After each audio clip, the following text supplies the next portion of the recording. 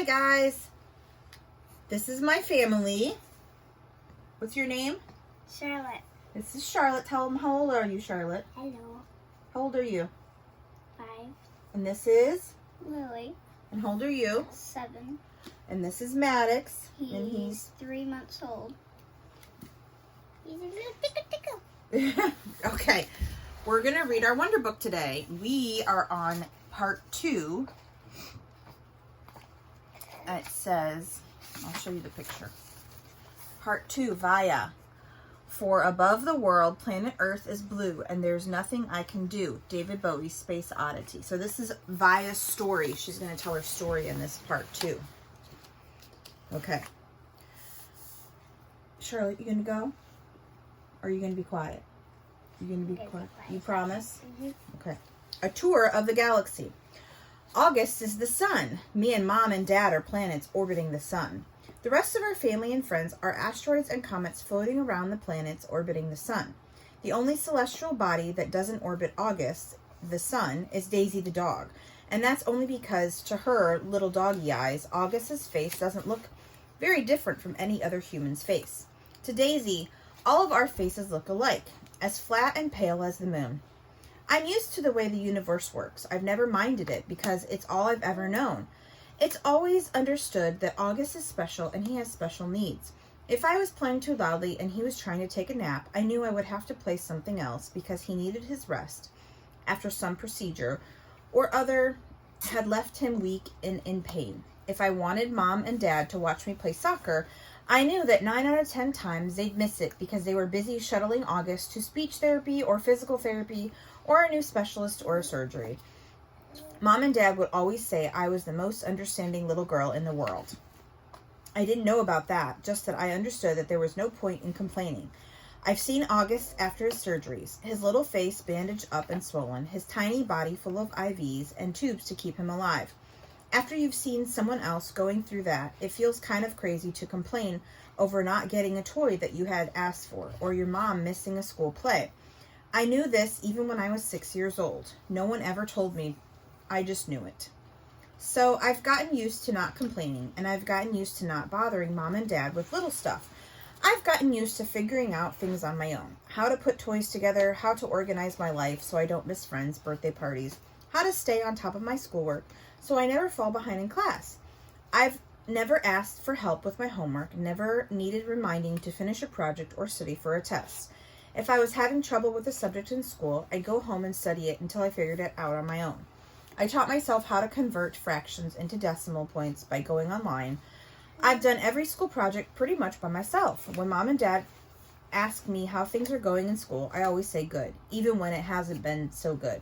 My worst day, worst fall, worst headache, worst bruise, worst cramp, worst mean thing anyone could say has always been nothing compared to what August has gone through. This isn't me being noble, by the way. It's just the way I know it. And this is the way it's always been for me, for the little universe of us. But this year, there seems to be a shift in the cosmos. The galaxy is changing. Planets are falling out of alignment. Before August. I honestly don't remember my life before August came into it. I look at pictures of me as a baby. I see Mom and Dad smiling so happily, holding me. I can't believe how much younger they looked back then. Dad was in his hipster dude and Mom was this cute Brazilian fashionista. There's one shot of me in my 3rd birthday. Dad's right behind me while Mom's holding the cake with 3 lit candles. In the back of us are Tata and Papa, Grands, Uncle Ben, Aunt Kate, and Uncle Poe. Everyone's looking at me and I'm looking at the cake. You see in that picture how I really was the first child, first grandchild, first niece. I don't remember what it felt like, of course, but I can see it plain as can be in the pictures. I don't remember the day they brought August home from the hospital. I don't remember what I said or did or what I felt when I saw him for the first time. Though everyone has a story about it, apparently I just looked at him for a long time without saying anything at all, and then finally I said, "It doesn't look like little Lily." That was the name of the doll Gran had given me when Mom was pregnant so I could practice being a sister. It was one of those dolls that are incredibly lifelike, and I had carried it everywhere for months, changing its diaper, feeding it, and I'm told I even made a baby sling for it. The story goes that after my initial reaction to August, it only took a few minutes, according to Grands, or a few days, according to Mom, before I was all over him, kissing him, cuddling him, baby talking to him. After that, I never so much as touched or mentioned Lily again. Seeing August. I never used to see August the way other people saw him. I knew he didn't look exactly normal, but I didn't really understand why strangers seemed so shocked when they saw him. Horrified, sickened, scared. There are so many words I can use to describe the looks on people's faces. And for a long time, I didn't get it. I'd just get mad. Mad when they stared, mad when they looked away. What the heck are you looking at? I'd say to people, even grown-ups. Then, you okay? You okay? Okay, Papa?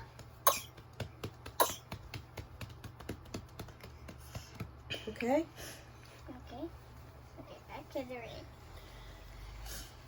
What are you looking at? I'd say to people, even grown-ups. Then, when I was about 11, I went to stay with Grands in Matuk for 4 weeks while August was having his big jaw surgery. This was the longest I'd ever been away from home, and I'd have to say it was amazing to suddenly be free of all that stuff that made me so mad. No one stared at Grands and me when we went to town to buy groceries. No one pointed at us. No one even noticed us. Grands was one of those grandmothers who do everything with their grandkids. She'd run into the ocean if I asked her to.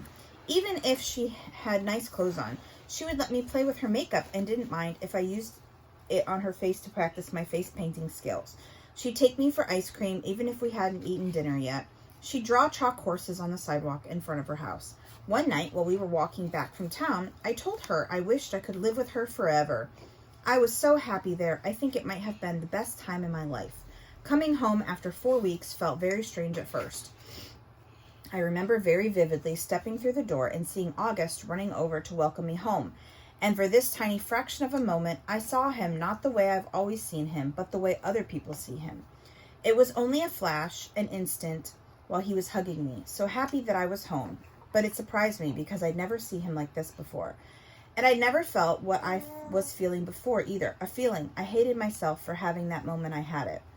But as he was kissing me with all his heart, all I could see was the drool coming down his chin.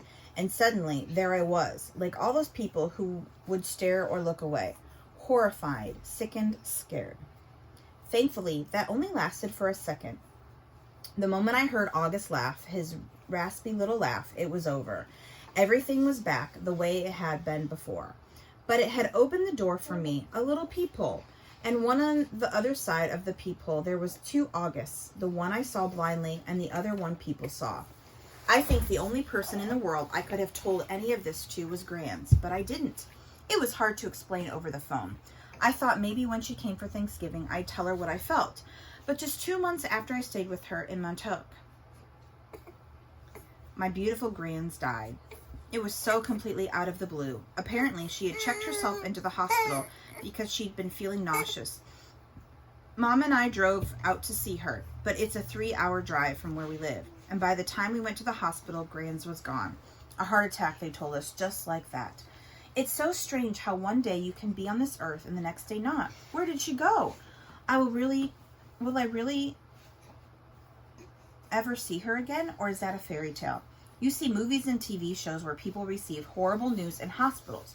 But for us, with all of our many trips to hospitals with August, there has always been good outcomes. What I remember the most from the day Grands died is Mom literally crumpling to the floor in slow heaving sobs, holding her stomach like someone had just punched her. I'd never ever seen Mom like that, never heard sounds like that come out of her, even though all of August's surgeries, Mom had always put a brave face on. On my last day in Montauk, Grands and I had watched the sunset on the beach. We had taken a blanket to sit on, but it had gotten chilly, so we wrapped it around us and cuddled and talked until there wasn't even a sliver of sun left over in the ocean. And then Grands told me she had a secret to tell me. She loved me more than anyone else in the world. Even August, I had asked her. She smiled and stroked my hair, like she was thinking about what to say. I love Augie very, very much, she said softly. I can still remember her Portuguese accent, the way she rolled her R's. But he has many angels looking out for him already, Via. And I want you to know that you have me looking out for you, okay?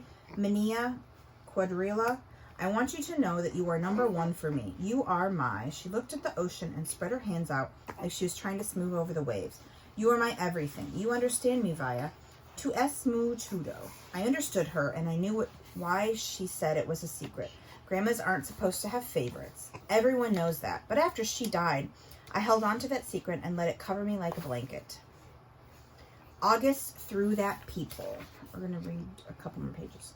His eyes are about an inch below where they should be on his face, almost to halfway down his cheeks.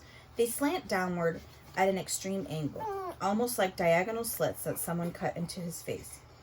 And the left one is noticeably lower than the right one. They bulge outward because his eye cavities are too shallow to accommodate them. The top eyelids are always halfway closed, like he's on the verge of sleeping. The lower eyelids sag so much they almost look like a piece of invisible string is pulling them downward. You can see the red part on the inside, like they're almost inside out. He doesn't have eyebrows or eyelashes. His nose is disproportionately big for his face and kind of fleshy.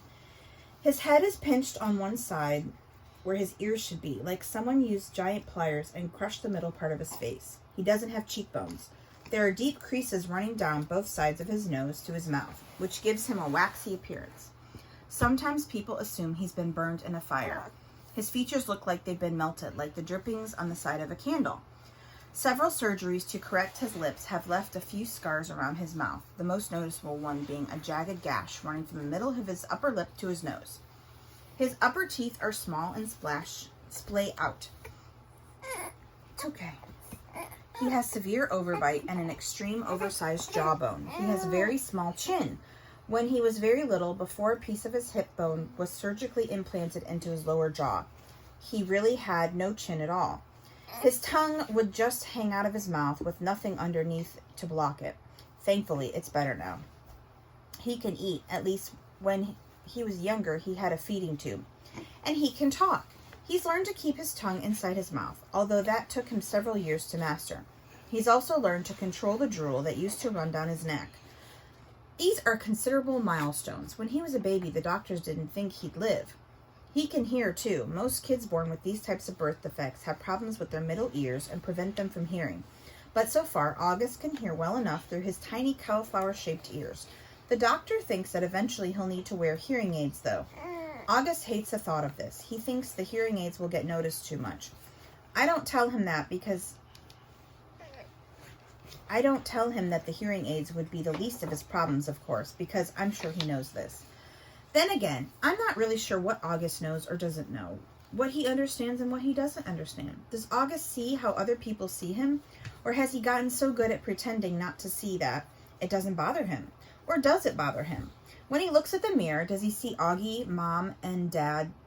Does he see the Augie Mom and Dad see? Or does he see the Augie everyone else sees? Or is there another August he sees?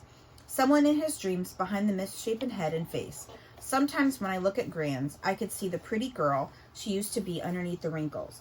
I could see the girl from Ipanema inside the old lady walk. Does August see himself as he might have looked without that single gene that caused the catastrophe on his face? I wish I could ask him this stuff. I wish he would tell me how he feels. He used to be easier to read before the surgeries. You know, that when his eyes squinted, he was happy. When his mouth went straight, he was being mischievous. When his cheeks trembled, he was about to cry. He looks better now, no doubt about that. But the signs we used to gauge his moods are all gone.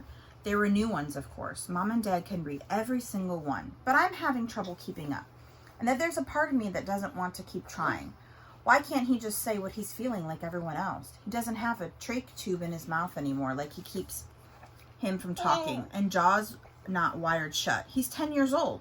He can use his words, but we circle around them like he's still the baby he used to be.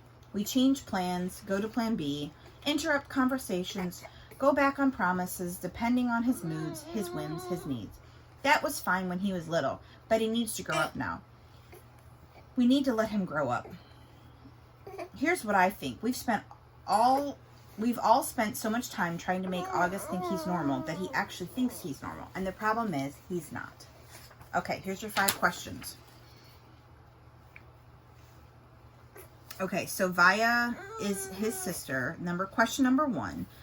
She says a tour of the galaxy. So what is August in the galaxy? Is he the sun or the moon? Okay, that's number 1. Number 2,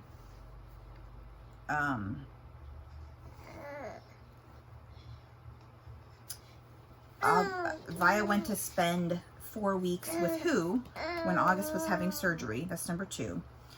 And then what happened to Gran a couple months later? Something happened to Gran. That's number 3. Number 4. She describes what August looks like in detail. And she said that a lot of different things, like his eyes are a little lower, his cheeks are kind of interesting. He had a bone put in his chin from his hip. So number 4 is how does she